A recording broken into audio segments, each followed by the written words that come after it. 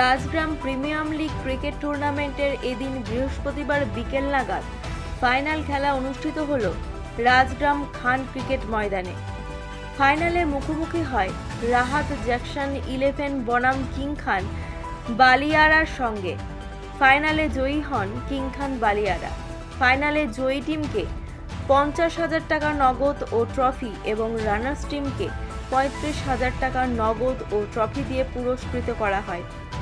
এদিন খেলার মঞ্চ থেকে নিজের হাতে পুরস্কার তুলে দেন এলাকার বিশিষ্ট সমাজসেবী তথা বীরভূম জেলার পরিষদের কৃষি কর্মাধ্যক্ষ সেরাজুল ইসলাম খান।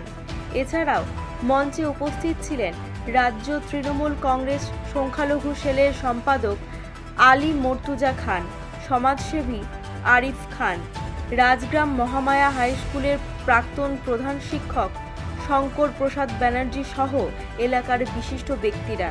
এদিন খেলার মাঠে দর্শকের উপস্থিতি ছিল বেশ চোখে পড়ার মতো।